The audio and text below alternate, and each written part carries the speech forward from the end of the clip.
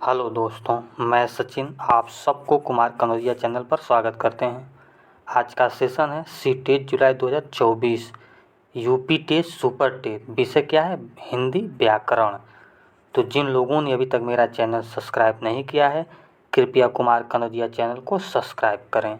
तो चलिए शुरू करते हैं। आज का पहला प्रश्न कह रहा है भाषा, लिपि और व्याकरण। भाषा, लिपि और व्याकरण के बारे में आज हम पढ़ेंगे। लिपि और व्याकरण के बारे में। तो क्या कह रहा है?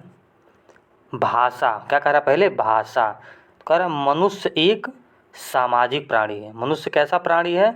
एक सामाजिक प्राणी है। समाज में रहकर मनुष्य अपने मन में उठने वाले विचारों और भावों को दूसरों के सामने जो प्रकट करता है उसे क्या कहते हैं? भाषा कहते हैं। यानी मनुष्य क्या, एक सामाजिक प्राणी है और समाज में रहकर जो मनुष्य सीखता है वो क्या करता है? सीख कर दूसरों अपने विचारों को, अपने भावों को दूसरों के सामने प्रकट करता है, यानी बोलता है। उसे क्या कहते हैं? भाषा कहते हैं। भाषा के कितने भेद हैं? तो भाषा के कितने भेद हैं बताइए जल्दी। भाषा के दो भेद हैं। भाषा के कितने भेद हैं? दो भेद हैं। पहला क्या है? मौखिक, दूसरा लिखित। तो मौखिक क्या कह रहा है? भाषा का ऐसा रूप जिसमें मन के भाव बोलकर प्रकट किए जाते हैं तथा सुनकर समझे जाते हैं, मौखिक भाषा कहलाता है। सुनकर समझना, बोलना फिर क्या है? मौखिक भाषा होता है।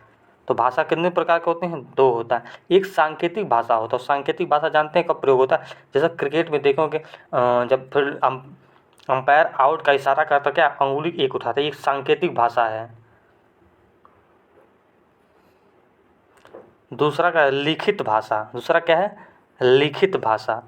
भाषा का ऐसा रूप जिसमें मन के भाव लिखकर प्रकट किए जाते हैं तथा पढ़कर समझे जाते हैं, लिखित भाषा कहलाती है। क्या कहलाती है? लिखित भाषा कहलाती है। देखिए, सांकेतिक भाषा। सांकेतिक भाषा वही, मान लीजिए किसी काम को हम क्या कहते हैं? मुंडी हिलाकर कहते हैं ये ऐसे इशारा करते हैं करीने के लिए। तो क्या है? सांकेतिक, बिना बोले इशारा करना क्या है? सांकेतिक भाषा का प्रयोग करते हैं उसे।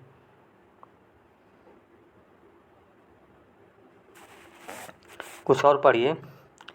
मातृभाषा क्या कह रहा है? मातृभाषा बच्चा जिस परिवार में पलता और बड़ा होता है उस परिवार में जो भाषा बोली जाती है वह उसी भाषा को सबसे पहले सीखता है। यानी जो बच्चा है जिस परिवार में रहता है उस परिवार में बोले जाने वाली भाषा सबसे पहले क्या कहता है? बच्चा सीखता है। वह बच्चे की मातृभाषा कहलाती है। तो वह क्या कहलाती है? बच्चे की मातृभाषा कहलाती है। जो अपने परिवार में रह के सबसे पहले जो भाषा सीखता है उसे कौन सी भाषा कहलाता है?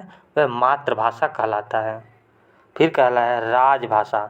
भारत की संविधान सभा ने 14 सितंबर 1949 को हिंदी को भारत की राजभाषा घोषित किया। इसीलिए प्रत्येक वर्ष 14 सितंबर को पूरे देश में हिंदी दिवस मनाया जाता है। तो 14 सितंबर को पूरे देश में क्या मनाया जाता है? हिंदी दिवस मनाया जाता है। अनुच्छेद 343(1) के अनुसार 343 के 1 के अनुसार हिंदी देश की राजभाषा है। क्या है? देश की राजभाषा हिंदी है। अब एक प्रश्न उठता है, विश्व हिंदी दिवस कब मनाया जाता है? तो विश्व हिंदी दिवस कब मनाया जाता है? 10 फरवरी को क्या मनाया जाता है? विश्व हिंदी दिवस मनाया जाता है। जबकि 14 सितंबर को क्या मनाया जाता है? पूरे भारत में हिंदी दिवस मनाया जाता है। लिपि। अब लिपि क्या होता है? लिखित भाषा में प्रत्येक ध्वनि को व्यक्त करने के लिए कोई न कोई चिन्ह होता है जिसे हम वर्ण कहा जाता है। भाषा में वर्णों को जो बनावट दे होती है उसे लिपि कहते हैं। भाषा में वर्णों को जो बनावट होती है उसे क्या कहते हैं? उसे लिपि कहते हैं। अब क्या हिंदी के लिपि क्या है? तो जो है देवनागरी लिपि पढ़े जाएगा आगे। हिंदी भाषा की लिपि क्या है? देवनागरी लिपि है। उर्दू भाषा की लिपि क्या है? फारसी लिपि है। अंग्रेजी भाषा की लिपि क्या है? रोमन लिपि है। देवनागरी लिपि का विकास ब्राह्मणी लिपि से हुआ है। देवनागरिक लिपि का विकास ब्राह्मणी लिपि से हुआ है। और फिर आगे कह रहा है यह बाएं से दाएं की ओर लिखी जाती है, यानी हिंदी बाएं से दाएं की ओर लिखी जाती है, जबकि फारसी लिपि दाएं से बाएं की ओर लिखी जाती है। यह फारसी यानी उर्दू लिपि किसे दाहिने से बाएं की तरफ लिखी जाती है, यानी हम इधर से इसी से शुरू करते हैं, और जबकि हिंदी बारी आती है तो हम इधर से ऐसे ऐसे जाते हैं। फिर कह रहा है वर्ण विचार। क्या कह रहा है? वर्ण विचार, फोनोलॉजी। भारत की सबसे छोटी इकाई भाषा की सबसे छोटी इकाई ध्वनि है। भाषा की सबसे छोटी इकाई क्या है? ध्वनि है। इस ध्वनि को हम क्या कहते हैं? वर्ण कहते हैं। फिर कह रहा है वर्णमाला। वर्णों के व्यवस्थित समूह को वर्णमाला कहते हैं। क्या कहते हैं? वर्णों के व्यवस्थित समूह को क्या कहते हैं? तो उसे वर्णमाला कहते हैं। फिर उसके आगे क्या कह रहा है? हिंदी वर्णमाला में कुल 52 स्वर होते हैं, वर्ण होते हैं। हिंदी वर्णमाला में कुल 13 स्वर होते हैं। हिंदी वर्णमाला में मुख्य स्वर कितना होता है? तो 11 होता है। और टोटल कितना होता है? तो 13 होता है। वर्ण कितना होता है? तो 52 होता है।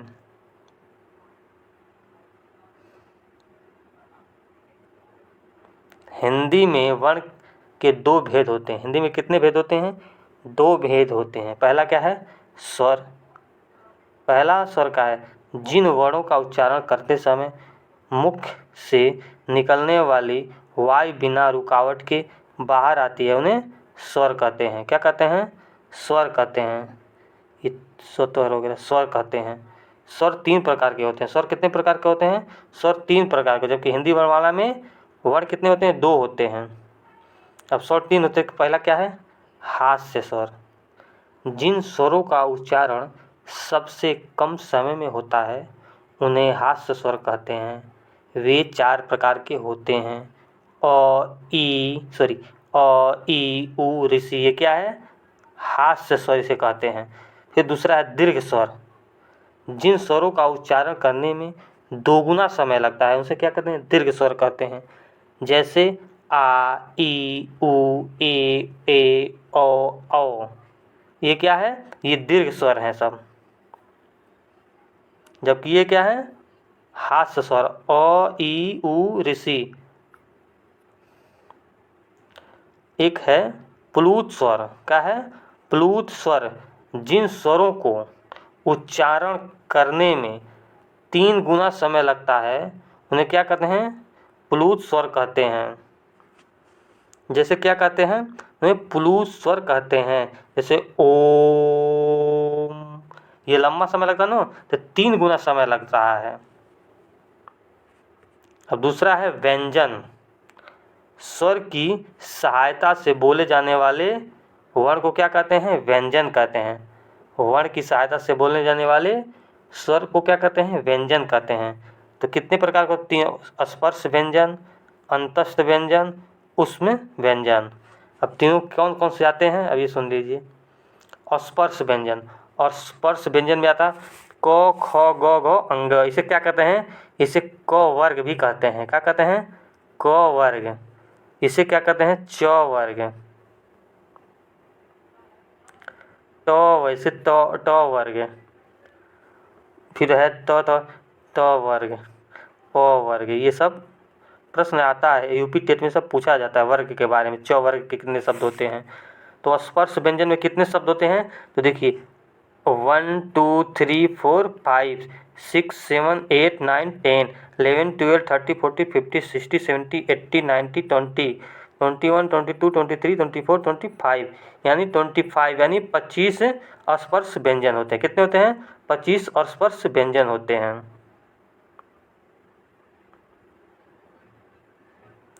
अंतस्थ व्यंजन यह कितने होते हैं? तो यह 4 होते हैं। य, ह, र, ल, व। यह 4 होते हैं।